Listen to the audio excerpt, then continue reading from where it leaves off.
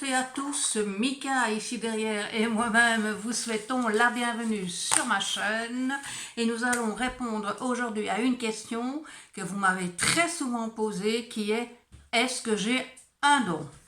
Alors, avant de commencer, il faudrait savoir qu'il y a deux choses. Il y a le don de voyance et il y a le don de médiumnité et on peut aussi avoir des dons de magnétisme. Donc, nous allons parler surtout aujourd'hui de la voyance et de la médiumité. Il faut savoir que la voyance, c'est plutôt prévoir le passé, non, prévoir l'avenir, parfois voir le passé et le présent surtout, que ça se fait par rapport à des supports qui peuvent être un tarot, qui peuvent être un oracle, qui peuvent être des runes, la mare de café, une photo et la boule de cristal aussi, et plein d'autres accessoires.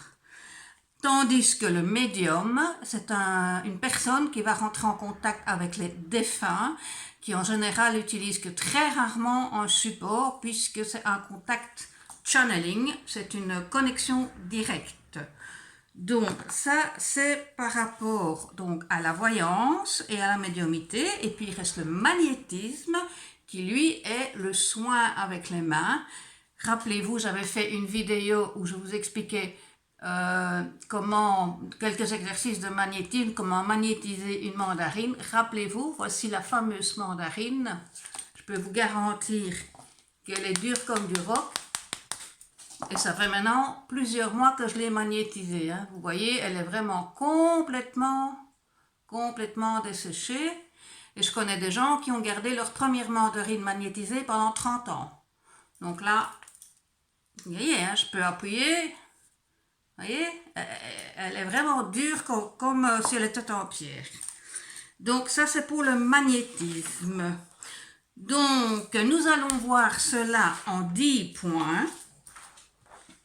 Mais avant de commencer, j'aurais voulu vous demander, est-ce que vous avez déjà cliqué pour vous abonner à ma chaîne? Si ce n'est pas encore fait, c'est le moment de le faire. N'oubliez pas d'appuyer sur la petite clochette, comme ça vous aurez l'information, la notification pour mes nouvelles vidéos. Voilà, et maintenant on peut y aller. Alors, quels sont les points qui vont dire de vous que vous pouvez être médium? Mais la première chose, c'est qu'il faut évidemment avoir de l'empathie pour les gens. Si vous n'avez pas d'empathie, ça va être très compliqué. Alors, qu'est-ce que c'est que l'empathie? Eh bien, c'est avoir de la compassion quand quelqu'un vous raconte ses misères, ses malheurs. C'est avoir le sentiment que ce sont les vôtres et vraiment prendre ça vraiment à cœur et avoir vraiment envie de l'aider par tous les moyens que vous pouvez. Ça, c'est vraiment ce qu'on appelle de l'empathie. Ça, c'est quand même un point capital parce que si on n'a pas ça, c'est compliqué. Alors, il y a également le taux vibratoire qui est très important. Le taux vibratoire, c'est donc le taux d'unité bovis. Pour un être normal, on voit ici sur mon échelle de bovis que le plan physique va jusqu'à 20 000, que de 25 000 à 40 000, on rentre dans le plan énergétique et qu'à partir de 60 000 jusqu'à 150 000 et plus, nous sommes dans le plan spirituel. Alors, moi, personnellement, j'en suis aujourd'hui à 100 000. Quand j'ai commencé, j'étais à 35 000. Donc, pour commencer, je dirais qu'il faut vaciller entre 25 000 et 40 000.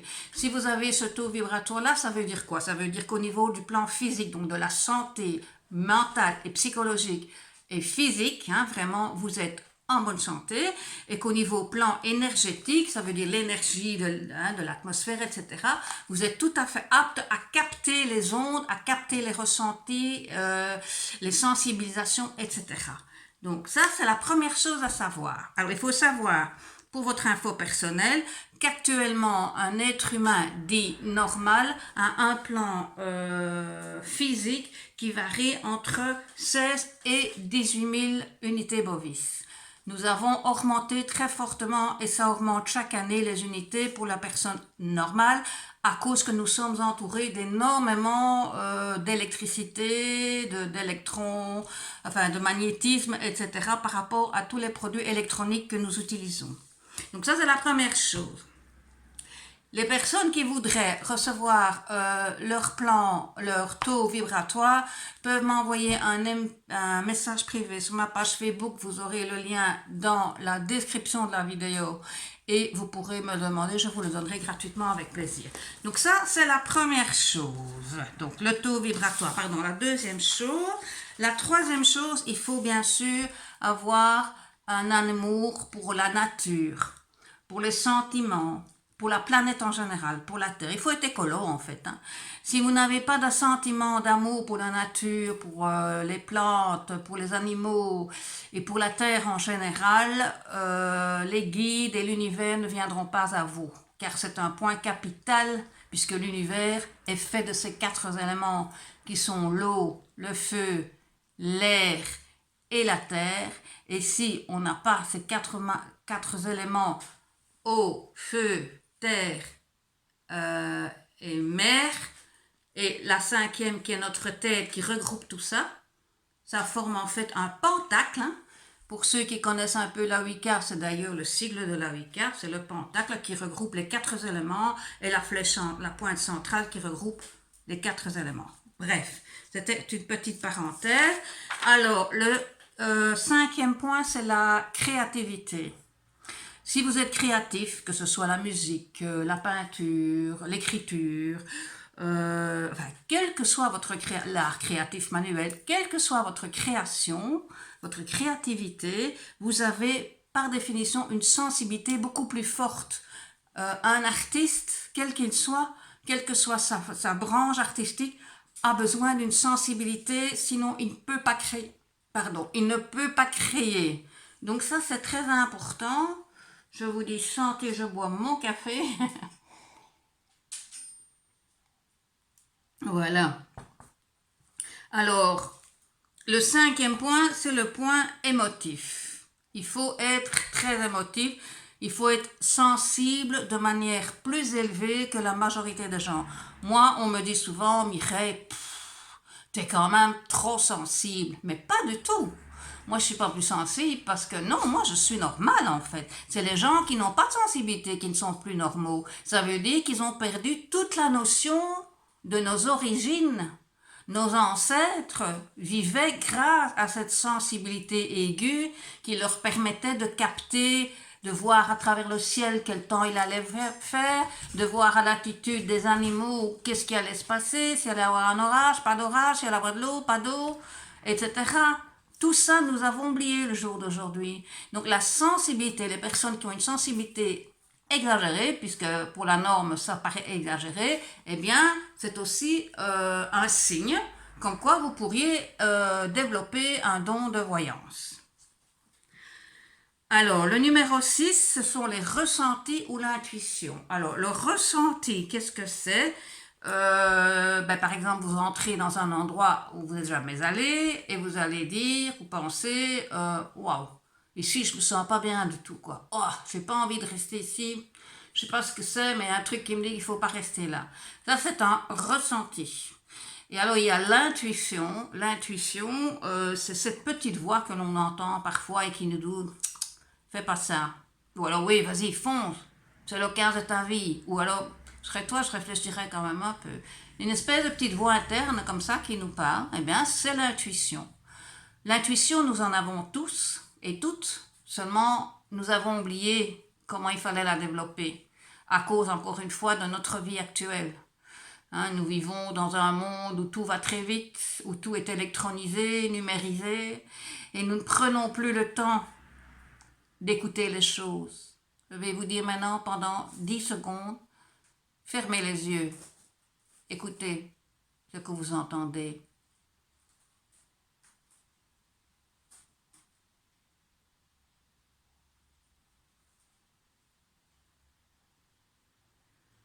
Le silence. écoutez le silence. C'est tellement rare et ça fait tellement de bien. Alors là, vous pouvez le mieux l'écouter, c'est dans la nature, dans un bois, une forêt, au bord de la mer, vous avez les vagues, hein, mais malgré tout, le bruit des vagues est très relaxant et très captivant. Et très inspirant, si vous voulez faire de la médiumnité ou de la voyance. Donc le silence, très important. Bref.